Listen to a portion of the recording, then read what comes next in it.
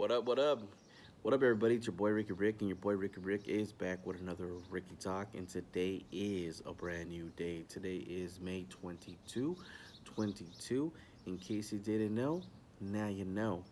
So, today I want to talk to you guys about the HBO Max series Winning Time, the rise of the Los Angeles Lakers dynasty.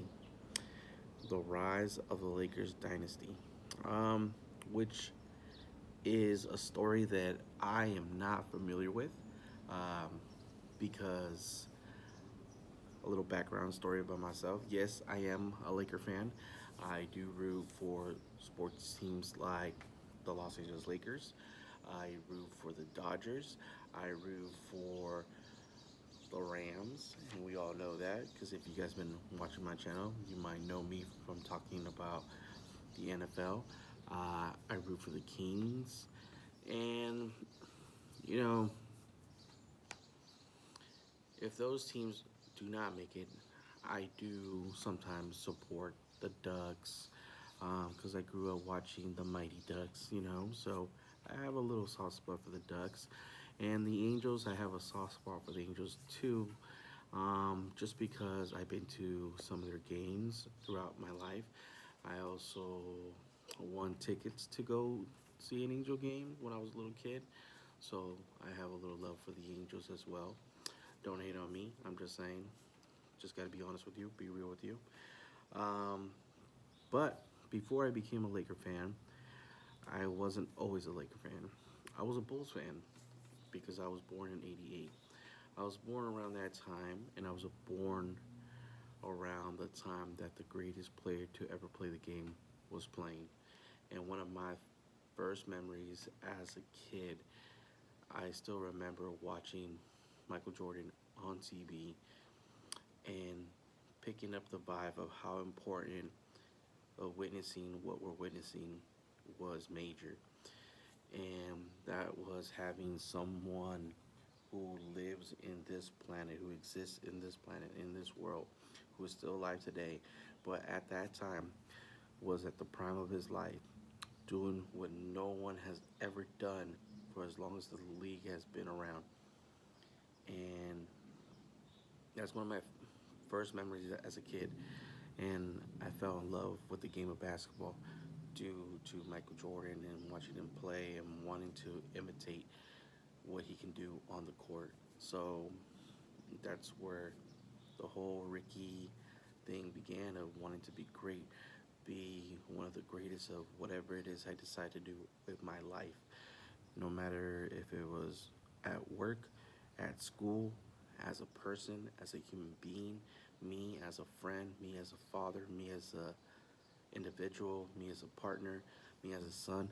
I always wanted to be the best that I could be. Not better than someone else, not better than everyone in the world, but just be the best version that I can be. You know? No other competition besides the guy in the mirror that I see every single day when I wake up. So, anyways, so HBO Max uh, this year, back in March 2022, released its first episode, and they have a total of 10 episodes. So the whole first season is now up for streaming.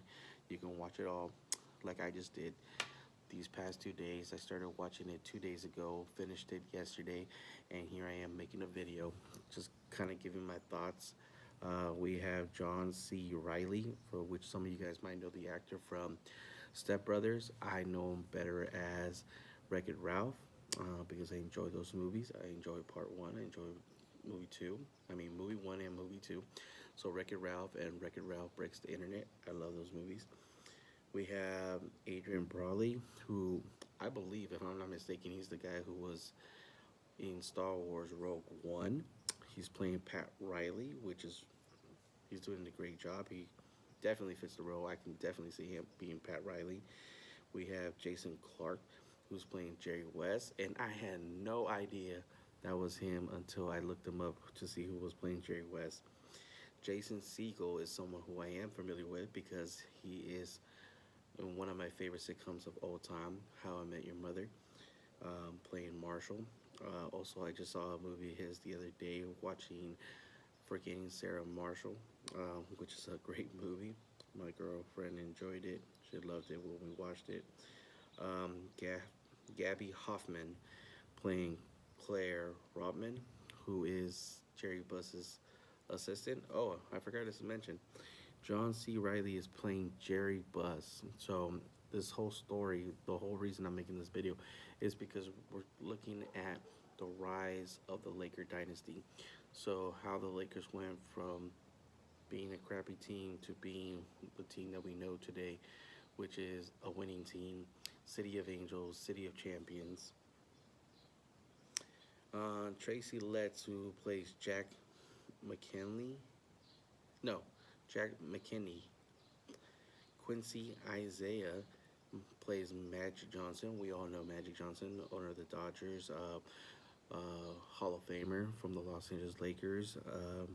Been in and out of there. Solomon Hughes plays Kareem Abdul-Jabbar. Michael Chiklis plays Red. He is the owner of the Boston Celtics, our rivals, and I just gotta say, great casting. I did enjoy the show. I was surprised with all the sex that was involved, but you can definitely see if the stories that are in here. I gotta say a couple things. The stories that I'm seeing in this show, whether they're true or not true, because I'm pretty sure they did some twists and turns here and there.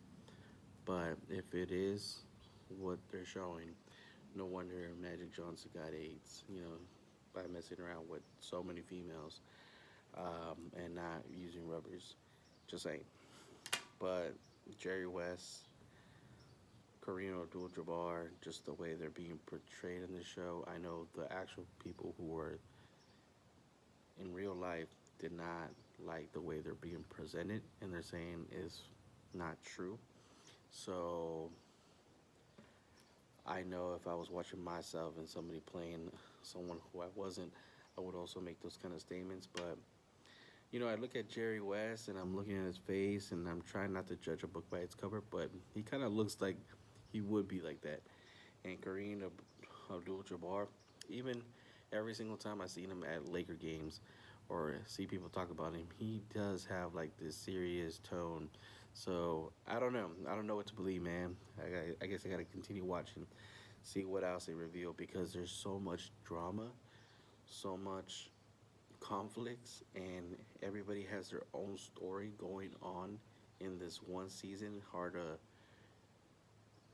I don't know how the writers, directors, producers put all this together in just one season, but they did a great job.